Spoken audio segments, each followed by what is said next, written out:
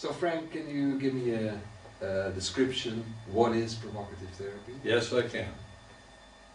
Go ahead. Oh, Go ahead. okay. Well, I'm all ears. As I've said many times in your presence and others in different places, that provocative therapy is like playing the devil's advocate with the client. It's also playing the satanic role in this, although I'm firmly on the side of the angels, in that the therapist in this system sides with the negative half of the client's ambivalence about themselves, about the structures within which they live, about their life goals. And the therapist also urges the client, tempts them to continue their, quote, sinning, close quotes, their deviant, self-defeating behavioral patterns. Now the clients begin to protest this, and they protest so almost automatically that I was initially going to call it protest therapy because they were all saying, I'm not that hopeless, or I'm not that, you know, bad, etc. I started off working with schizophrenics. That's how I discovered it. And the schizophrenics would say, Frank, we think you're as crazy as we are. Right. Because I would role play their delusions or their paranoia, etc., etc. But one of the main tools, if you will, that at the center of provocative therapy is humor. And different forms of humor, exaggeration, jokes, and then lampooning and burlesquing the client's ideas and their belief systems, which a lot of people think, well, then you're lampooning or making fun of the client. And I say, no, I don't make fun of people, I make fun of the ideas or the belief systems that imprison them and trap them, etc. But the client, it's a crucial distinction, but a lot of clients say, in effect, love me, love my dog. Love me, love my hallucinations. I am my belief systems, etc. And but gradually they come to see that there's a difference between the two. They're not identical to each other. There's there are 5 different also an element of empathy involved, right? Yeah. I think that's very important. If you see your work, that's also very important. But it's not only the challenging, the provoking. That's right. It's not only the devil's advocate. There's also sort of a stream of love under it, so to speak. That's right. It's and I talk about the provocative therapy in one sentence. It's like the affectionate banter between close friends, with the twinkle in the eye, the smile playing around the lips, and an open heart chakra. You wouldn't say something, like the therapist says it like he would to his very best friend. And so it's an affectionate teasing quality to it, And there is kind of some confrontation, yes, at times, but like you said, that is not even the major kind of point of provocative therapy.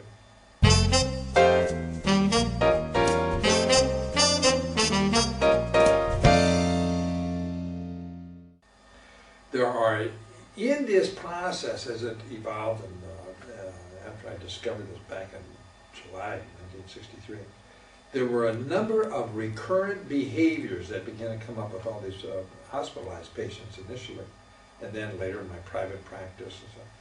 And one of them was assertive behavior. This was before assertive groups were formed, etc. They began, these sort of doormat types began they'd rear up on their hind legs and began to really make noises like persons and stuff. And that's what you discovered when you started provoking them. Yes, a little more. yes. They became more assertive. Yes. And then another thing, when I'm talking about in my workshops, which you've heard about many times, is that therapists have to deal with clients and patients' low self-esteem. And this is a big question. How do you deal with this? Many therapists around the world, they get burned out in this saying, they're like pumping up a balloon, man. You are worthwhile. You are of value. Your whole life can be different. And I did this too. till I was sort of exhausted. This is some way in which I just finally stopped saying, okay, I agree, you're hopeless, in the 91st interview with a chronic schizophrenic and stuff. And the provocative therapist agrees with the self-definition of the client as a person, what they say. And they don't like that. And they immediately begin to protest, well, they're not that bad, or they're not that hopeless, or etc. And then they say it, or say it to themselves, rather than you Yes, say it. So, yes.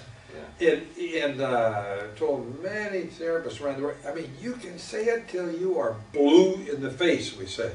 Till you're breathless, you know, with exhaustion. About you are worthwhile, you can change and stuff like this, until the client introjects this, makes this their own, and really begins to say it, and not just say it, but to actually act in terms of that, okay? Then it starts to become real, and the transformation can take place, yeah. So they have assertive behaviors and they self-affirmatory behaviors. They affirm their own self-worth. A third kind of behavior is that they begin to defend themselves. Rather than being sort of the weakest chicken in the flock, every farmer knows this, they begin to peck back if somebody is, you know, bullying them or whatever. And or if they can't do it, then they get a bodyguard or some friends. They get or a gang. This is what adolescents do. They form gangs for protection and stuff like that. Identity and protection. The fourth type of behavior that is provoked in provocative therapy is that the clients begin to do psychosocial reality testing. They begin to say, okay, what goes, what doesn't? How do I wend my way through the maze to get the cheese, whatever the cheese is?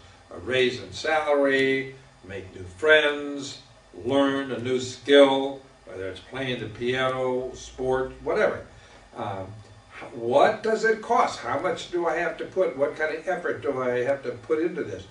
And if I want to make friends, I can't just sit at home on Saturday night and fervently hope. I have to get out there where people are, and this type of thing. So they, some of the ways they do this is really funny. I caution them, of course. I wouldn't do that. Somebody as socially inept as you'd probably get out there and just look clumsy. You know what I mean? So hold off on that till I figure this thing out. Well, how long is this going to take you? They might have. In your case, it's hard to tell. It could be months, if not years. But they start. Well, I'm not waiting here. This Saturday night I'm going on. I said, now wait a minute. This is impulsive. I don't care what you say and stuff. And then they're beginning to act, you know, assert themselves and defend their own ideas and get goals and plans. And they're going to go out Saturday night, you know. Today's Saturday night. They're going to be all over the world. People going out, you know, trying to make friends and bump into somebody. Hello, sailor. Do you live here often? That kind of thing, you know. And the fifth type of behavior is that the clients learn to give out positive messages of warmth, caring, friendship, sexual attraction, love. L-U-V, love. You know. Well, how do you think that? So you know, in a humorous way, you challenge and provoke yes. the client with warmth and empathy. Yes. So how do you think that causes them to get better reality testing and to express more affection? The first answer is I don't know. All right. The second one is at least that's the honest answer. Well, I mean, because I asked these, and other people said, "What? You're breaking all the rules of orthodox traditional therapy, and the clients change. Explain this." I don't know. I have some hypotheses and suggestions. One is that self-preservation is the first law of nature. And when somebody begins to agree with me about how whatever I am, you know, deficient, inept, socially inept, etc., the natural tendency is to is to defend myself. And I say, well, I'm not that unlikable or that hopeless or that inept. It's really in some, if we can use a kind of graphic image of a seesaw, what do you call it, teeter-totter or something on the children's playground? It seems like a very natural response. That's right. That's right. If the child says, let's play the teeter-totter, he or she sits on one end, and then you come around and sit on the same end, the game can't go on. It's just stopped. Okay, you have to sit over on the other side, and then we can go up and down and stuff like that, and it's fun. But if the person comes around and sits on the same side as you are on the playground of life, teeter-totter, whoa, everything's sort of stopped. It just kind of rested there. And they typically want to get around to the other side to kind of balance this thing out, you know. And this is another thing people say. Another thing is that I agree, I say the same thing to them that they say to themselves, or their mother, father, sister, brothers, etc., teachers have said to them, which they couldn't deal with before. Or, number three, what they anticipate other people are going to say to them, anticipatory anxiety. Now, the behavior therapists say, no wonder provocative therapy works. It has so much behavioral rehearsal that you do. The clients get all kinds of behavioral rehearsal, how to answer back this stuff, and not only with themselves, but with their families and their significant others, and other people that they're afraid are going to say negative things. I've sometimes thought that because you have such a ludicrous, Dali-esque version of what they say to themselves, that the next time that they're going to say that to themselves, it's going to be difficult for them to take their own negative self-talk seriously. Have you ever thought that? Yes, they said that. One woman said to me, she said, "You've sort of been like a like a mirror to me." And I thought, my gosh, that's a client-centered response. I said, really? She said, yes, but a kind of crazy carnival hall of mirrors, okay? So it was crazy. And she said, so when I hear myself saying some of these things, and then I hear your response, and I say, and I burst out laughing rather than get anxious and stuff. Yeah, people have said this. One physician said, provocative therapy is like a timed release capsule. Okay, that it sort of gradually, slowly unfolds, precisely with a lot of this type of thing you're talking about. Situations come up again, at work, family, you know, intimate relationships or whatever, and task performance areas, work, job stuff. And the thing that made them feel anxious or insecure or kind of caving in before, they hear, people said, I hear your voice in my head and that laughter of yours, you know, and they say, not this time, Frank, and they go ahead. And they're laughing a lot of times, yeah. So it's a kind of a polar opposite type of response than what they had before. Right. Yeah.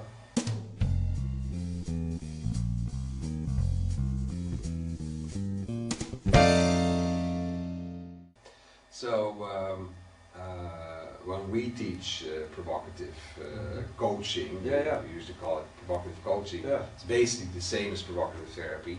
We get two basic objections from people. One is, what if somebody takes you seriously?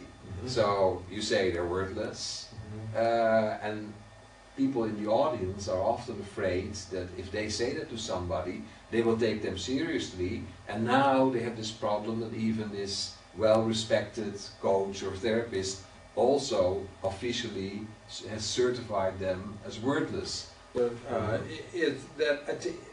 man on the street says, it's not what he says, it's how he says it. This is what I talk about, the twinkle in the eye, the smile around the lips, and the open heart, affectionate heart. How to say this? I have never told anybody you are worthless.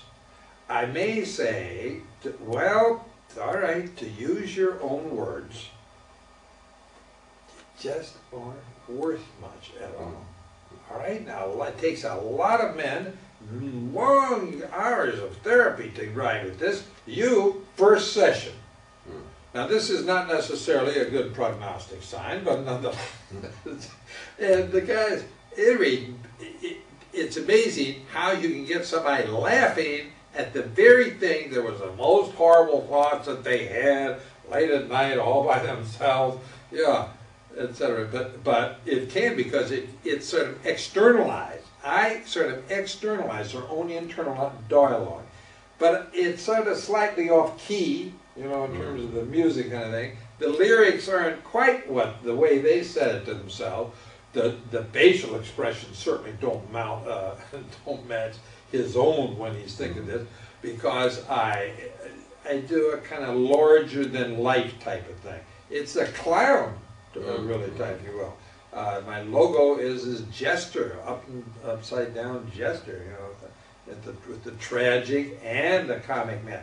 Yes, there's sad aspects to this. There are, and they're funny. There's some funny things about this thing, and even their friends, and even the patient himself, a lot of times he'll start laughing in the middle of this, and he says, "But you know, this is serious. I really think this." I'm quoting now. I really think this way up here. It's an insight, and so a lot of times my response to them is so different from what they expect. They just literally, some colleagues might say, that just throws them into trance. It's a pattern interruption. It's not. It's incongruent with their expectational sense. Yeah. And another thing is that there's not a whole bunch of steps or structure in provocative therapy. It's not like, for instance, behavior therapy, where you have a structured program. And sometimes people are worried, well, if you don't structure it, you know, is it going to lead anywhere?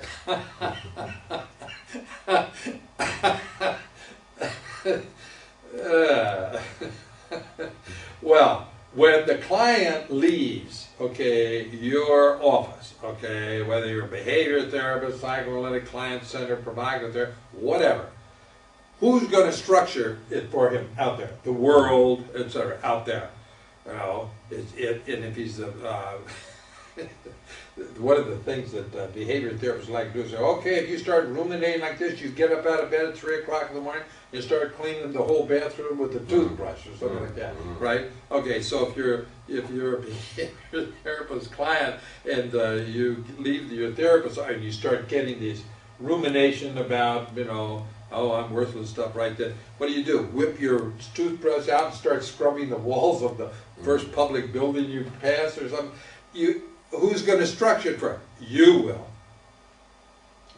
You as a patient. You, the patient. Yeah. People have asked me, well, how do you know? Can you trust them to take out from all your messages and imagery, similes, analogies, metaphors, what they need or what they want? I said, can you protect them against the imagery that they're getting out there? No. I mean, I really wrestled with this for quite some time. I have months with colleagues and friends and stuff like that who really gave very freely of their time when I first discovered this. And I said, I can't overprotect them, but neither can you. And neither can, you know, their mommies or daddies or spouses or best friends. You can't protect them all the time, you know, from everything. So the clients, they take out what they want and they push aside what they don't want. This is the way it's in every therapy, of course. Yeah, and in just life, you know. So who's going to structure it for them? Society, you know, they come to a red light, a traffic light, stop. They know this. They don't need me for that. They need to learn to set limits for other people and their relationships and so on, and set limits for themselves too. Alcoholics have to learn how to do this. You know, set limits for drug addicts. Yeah, to say no to yourself. This one guy said to me once, well, I just figure if it feels good and it seems right to me. I said, yeah, you can get syphilis real fast, you know, or AIDS, you know. Felt good and it seemed right. Then I got AIDS. Ugh. Something was missing from the equation, you know. So this gets back to reality testing, you know. Well, I'm 37. I don't want anybody telling me what to do. Fine, you know. Let's see how far that gets you, you know. We need our friends. All of us. We never outgrow our need for consultation.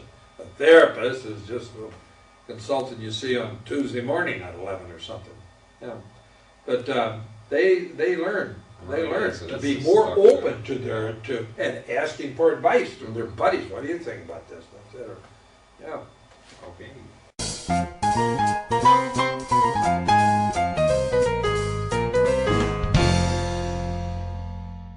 Another question is, you have been teaching this material for about 40 years. That's right, this July, that's right, it's Yeah. 40 years, this July. And can other people learn this? Yes. Yes, they can. Yes, they can, yes, they do, yes, they have, and yes, they will. And what does it take to learn this method? Basically, if you're born Irish. That helps. It's Dutch. But everybody has a sense of humor. Okay, this is the thing. They used to define the human person as homo as animal risibile. Human is that Irish? No, that's Latin. Oh, okay. And so this, which he knew, of course. The human animal is the only animal with a sense of humor. You know, can laugh, or truly laugh. Any rate, so that's what you develop in yourself. Yes, yes, that's right.